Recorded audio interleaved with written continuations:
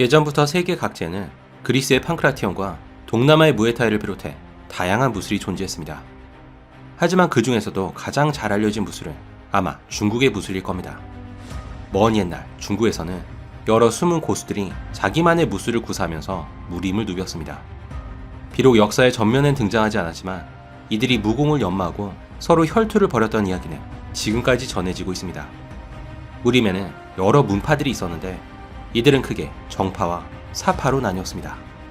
대체로 불교와 도교의 영향을 받았던 정파는 예절과 도덕을 강조했습니다. 그래서 적어도 표면적으로는 정의를 추구하면서 악에 맞섰습니다. 대표적인 정파로는 수장격인 소림사, 그리고 도가 계열의 문파인 무당파와 화산파를 들 수 있습니다. 이외에도 거지들만 모인 문파인 개방과 여자들로만 구성된 아미파가 대표적인 정파라고 할 수 있습니다. 그리고 정파와 라이벌 관계에 있던 집단을 일반적으로 사파라고 부릅니다. 이들은 규율이나 윤리에 구애받지 않았기 때문에 오직 상대를 제압하는 것에 집중할 수 있었습니다. 그래서 독을 사용하는 등 온갖 비열한 수법을 사용했습니다. 하지만 같은 이유로 모두가 혐오하는 공공의 적이 됐습니다. 어느 날 각 문파를 대표하는 고수들이 모여서 어느 문파가 가장 강한지를 가리기로 했습니다. 이 무술대회는 최종 승자만 남을 때까지 토너먼트식으로 진행됐습니다. 하지만 이 대결에 참여한 모두가 각 문파의 자존심을 걸고 싸웠기 때문에 치열한 혈투가 이어졌습니다. 그래서 싸움은 가끔 상대방이 죽을 때까지 계속됐고 간신히 목숨을 부지했다 하더라도 대개는 큰 부상을 입었습니다. 결국 수많은 고수를 물리친 한 인물이 무림의 제1인자로 올라서게 됩니다. 그리고 그가 바로 그 유명한 손오공이었습니다. 눈치채셨겠지만 지금까지 이야기한 내용은 모두 허구입니다. 무협지에 등장하는 여러 문파 또한 소림사를 제외하고는 소설에 가깝습니다. 무협지 세계관 대부분은 사조 영웅문과 의천도룡기를 쓴 김용이라는 작가가 정립했다고 알려졌습니다. 그래서 그는 동양의 톨킨이라 불립니다. 김용이 쓴 무협지가 워낙 유명하기 때문에 많은 사람들이 중국 무술하면 무협지의 내용을 떠올립니다. 하지만 실제 무술의 역사는 무슨 이유에서인지 잘 알려지지 않았습니다.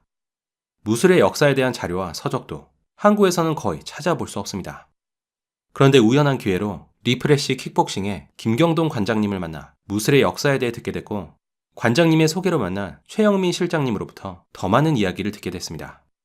특히 최영민 실장님이 진행한 쇼 불량 헬스에서 다룬 내용이 이 영상을 만드는데 큰 도움이 됐습니다.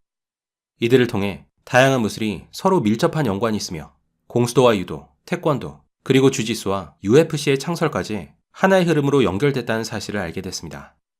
시작하기 앞서 저는 무술 전문가가 아니며 영상 내용 대부분을 최영민 실장님의 지식에 의존했다는 점을 알려드립니다. 또 무술의 기원에 대해서는 다양한 주장과 해석이 있다는 점도 참고하셨으면 합니다. 그럼 이제부터 흥미진진한 무술의 실제 역사에 대해 알아보겠습니다. 이번에도 이야기는 중국에서부터 시작됩니다. 무협지만큼 극적이진 않지만 중국에서는 오랜 세월에 거쳐 여러 문파가 생겨났습니다. 중국 무술의 특징은 전쟁과 살상보다는 심신을 수련하기 위한 목적이 컸다는 겁니다. 그래서 실용성은 다소 떨어질지 모르지만 심미적이고 철학적이라는 특징이 있습니다. 중국의 무술은 흔히 북파 무술과 남파 무술로 나뉘는데 양자강을 경계로 양자강 북쪽의 무술을 북파 무술, 그리고 남쪽의 무술을 남파 무술이라 부릅니다. 북파 무술과 남파 무술은 다른 나라 무술로 보일 만큼 큰 차이를 보인다고 합니다. 남권 북태라는 말이 있는데 이는 남쪽은 주먹을 많이 사용하고 북쪽에는 발로 차는 기술이 많다는 뜻입니다. 또 북쪽 무술은 일반적으로 동작이 크고 경쾌한 반면에 남쪽 무술은 동작이 작고 무게중심이 낮다고 합니다. 대표적인 북파 무술로는 팔괘장과 태극권이 있고 남파 무술을 대표하는 무술로는 홍가권과 체리불권, 그리고 영춘권이 있습니다. 북파 무술인 팔괘장과 태극권은 특유의 느릿느릿하고 흐느적거리는 움직임으로 알려졌지만 원래 실전에서는 훨씬 더 강력한 위력을 발휘했다고 합니다. 남파 무술 중에서 가장 잘 알려진 것은 영춘권입니다. 이는 연문이라는 영화 덕분인데 연문은 또 이소룡의 스승이기도 했습니다. 영춘권은 특이하게도 엄영춘이라는 여자가 창시한 무술로 알려졌습니다. 어떤 장군이 엄영춘에게 청혼했는데 엄영춘이 거절하자 장군은 자신과 싸워서 이기며 결혼을 취소하겠다는 약속을 했습니다. 그러자 장군이 무척이나 싫었던 엄영춘은 짧은 시간에 영춘권을 창시해 장군을 박살냈다고 합니다. 이외에도 여러 가지 설이 있지만 어느 것이 정설인지는 확실치 않습니다. 처음에 영춘권은 큰 빛을 보진 못했지만 이후 앞에서도 언급한 연문 덕분에 본격적인 유명세를 얻게 됩니다. 연문은 어렸을 때 허약한 몸을 단련하기 위해 영춘권을 배웠다고 합니다. 연문은 중국이 공산화됐을 때 고향을 떠나 홍콩으로 이주하게 되는데 여기서 영춘권을 가르치면서 많은 제자들을 길러냈습니다. 물론 연문 본인은 영화에서 보여준 것만큼 대단한 무술 실력을 갖고 있지는 않았습니다. 하지만 그의 제자 중 한 명이었던 이소룡을 통해 영춘권은 큰 인기를 얻게 됩니다.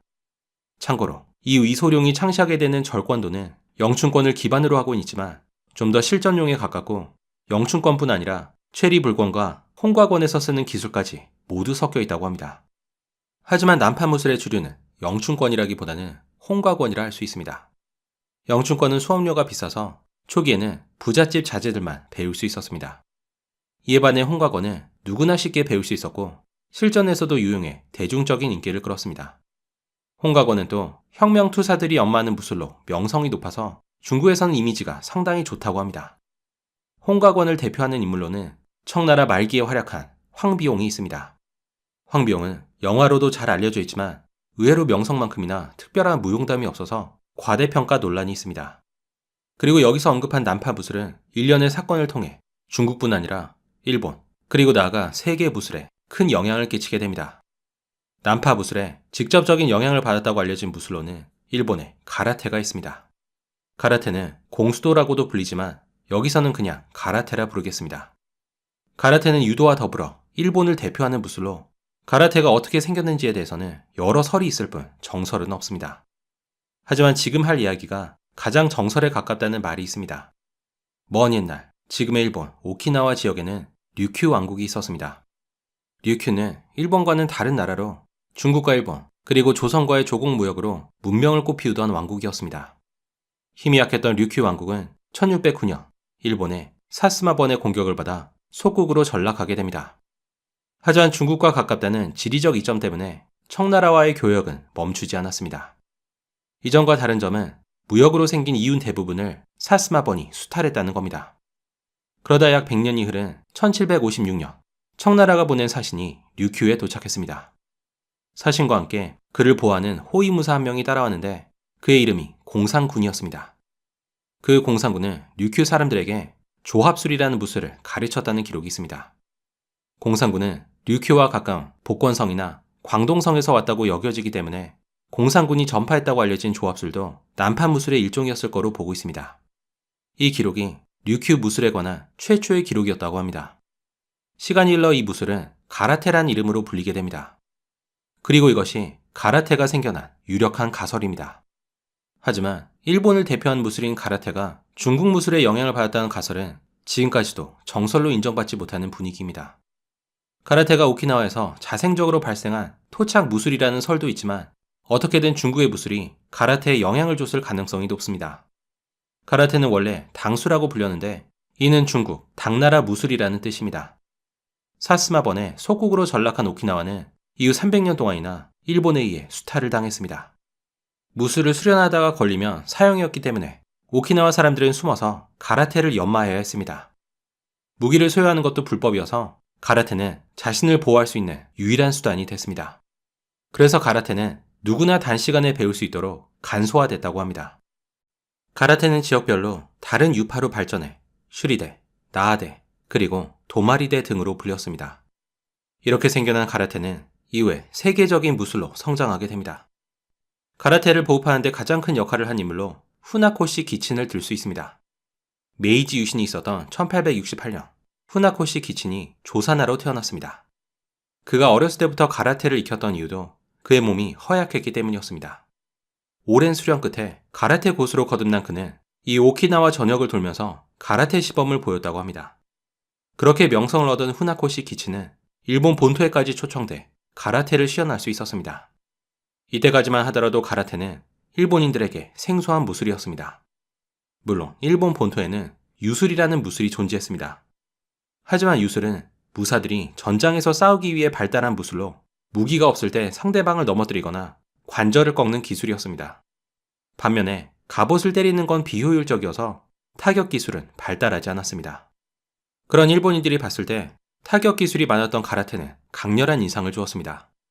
결과적으로 후나코시 기치네 시연은 대성공이었고 많은 이들의 관심을 끌었습니다. 시연을 마친 후나코시 기치는 다시 오키나와로 돌아가려고 했는데 어떤 사람이 찾아와 그가 계속 일본에 남아주길 요청했습니다.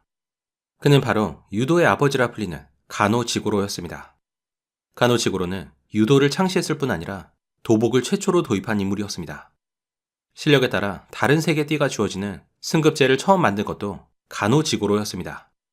가노 지고로가 도입한 도복과 승급 시스템은 이후 세계 여러 무술과 도장에까지 퍼졌습니다. 얼마 후 가라테에서도 도복과 다른 색의 띠를 착용한 걸 보면 이때 후나코시 기친도 가노 지고로로부터 영향을 받았던 것 같습니다. 여기서 잠깐 가노 지고로에 대해 알아보겠습니다. 1860년에 태어난 가노 지고로는 어렸을 때부터 일본 사람 치고도 체격이 왜소했다고 합니다. 그래서 자주 왕따를 당했는데 이 때문에 작은 체격으로도 더 큰 상대를 제압할 수 있는 유술에 관심을 갖게 됩니다. 이후 그는 유술을 가르치는 스승을 찾아다니면서 다양한 종류의 유술을 배웠습니다.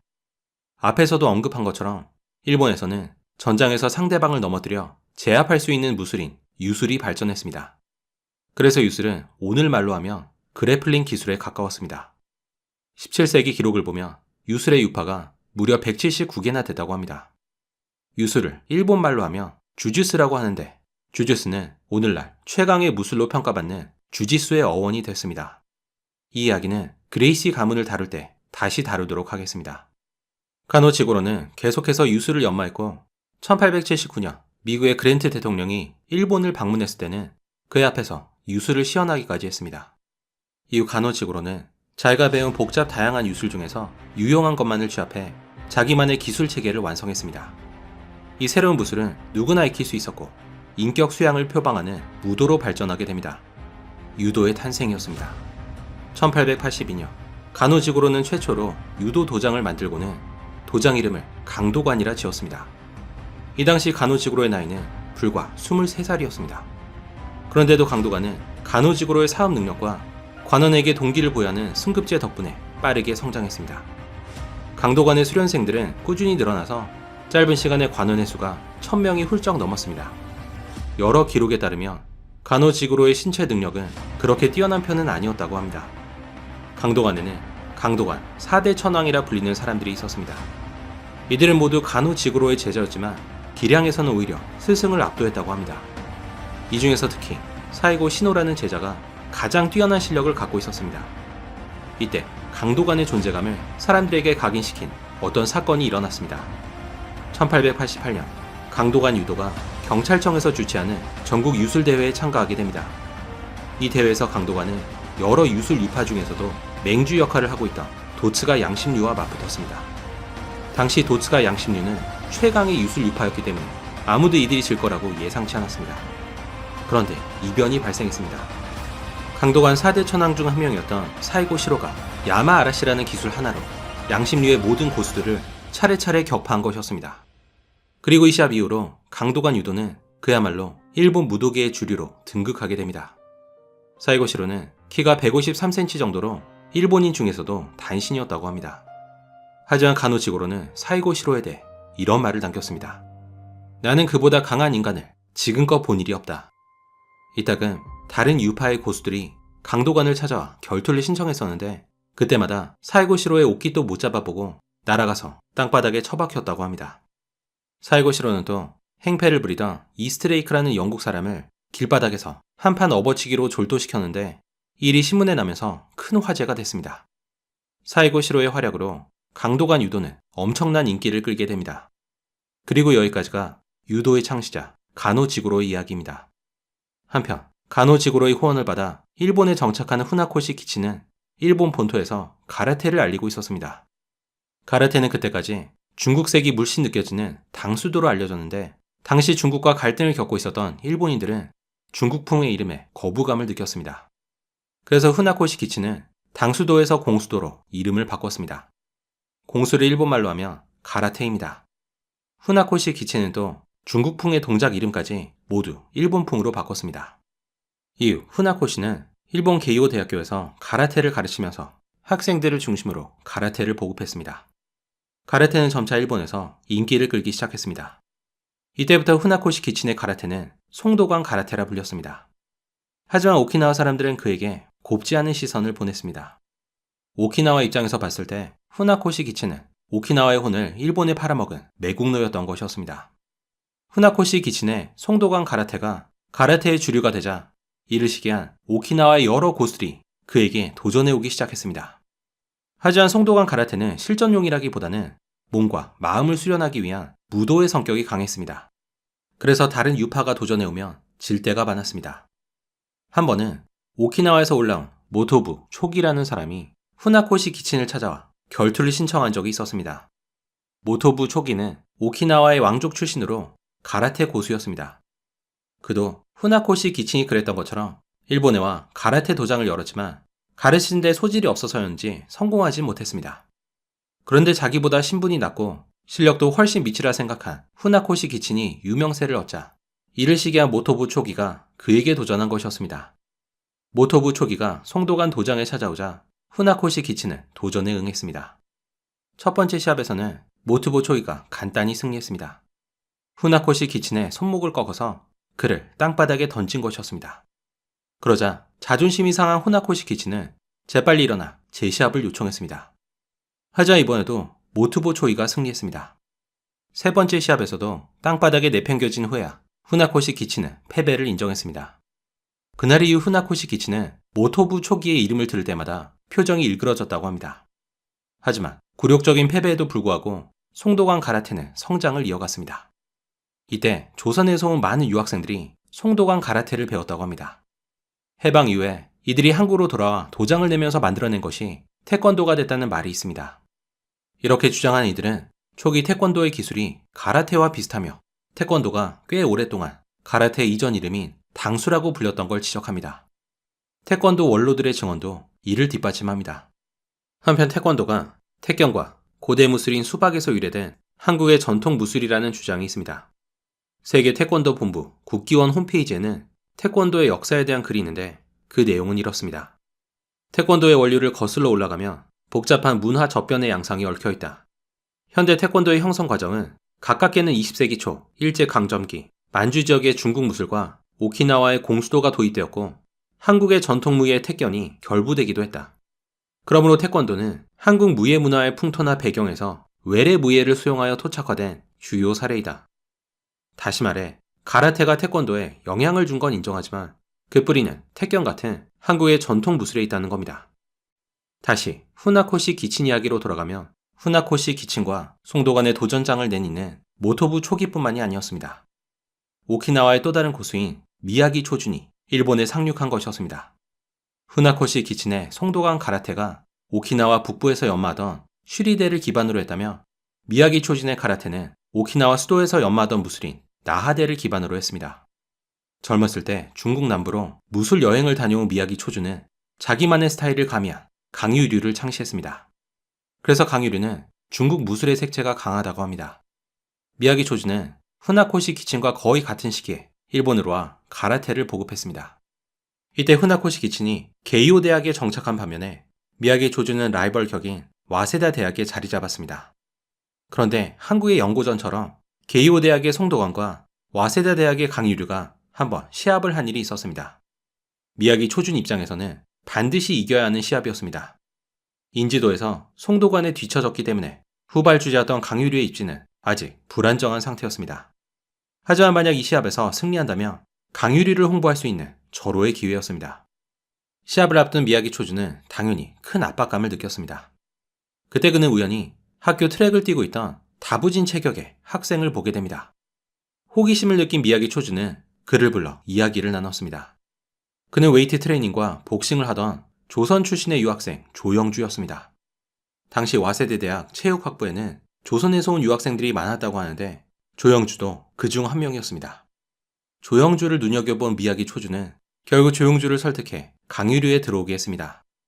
그리고 얼마 후 조영주는 송도관을 상대로 한 시합에 출전하게 되는데 이때 거의 혼자 힘으로 송도관 선수들을 다 때려 눕혔다고 합니다. 이 사건은 송도관뿐 아니라 강유류에도 큰 영향을 줬습니다.